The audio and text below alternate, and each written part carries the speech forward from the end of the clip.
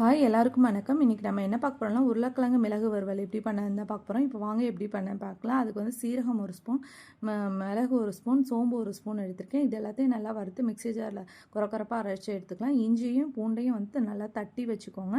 இப்போ வந்து stove on பண்ணி திரும்ப தாளிப்பு கரண்டி வச்சு நான் சொன்னல அந்த ஜாமான்லாம் வறுத்து எடுத்துக்கோங்க. வறுத்து மிக்ஸி ஜாரில் கொரகொரப்பாக அரைச்சி எடுத்துக்கலாம். திரும்பவும் ஸ்டவ் ஆன் பண்ணி பாத்திரம் வச்சுட்டு எண்ணெய் சேர்த்துக்கலாம். எண்ணெய் வந்து வறுவலுக்கு எப்பயுமே கொஞ்சம் கூட சேர்த்துக்கோங்க. இப்போ வந்து உருளைக்கிழங்கு வந்து நான் இந்த சைஸ் கட் பண்ணியிருக்கேன். உங்களுக்கு வேணுங்கிற சைஸ் கட் பண்ணிக்கோங்க.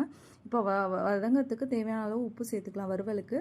அதுக்கப்புறம் மூடி வச்சு 2 நிமிஷத்துக்கு ஒரு தடவை கிண்டி விடுங்க. இந்த மாதிரி அடியில் ஒட்டிக்கும். இந்த மாதிரி மெதுவாக எடுத்து விடுங்க. இப்போ வந்து 2 நிமிஷத்துக்கு ஒரு தடவை கிண்டி விட்டு இந்த மாதிரி கரண்டி வச்சு குத்தி பார்த்தீங்கன்னா வந்து வெந்திருக்கும். இப்போ வந்து பார்த்திங்கன்னா அதில் வந்து நம்ம தட்டி வச்ச இஞ்சி பூண்டையும் சேர்த்துட்டு நம்ம அரைச்சி வச்ச பவுடரை சேர்த்துட்டு நல்லா வதக்கி விடுங்க.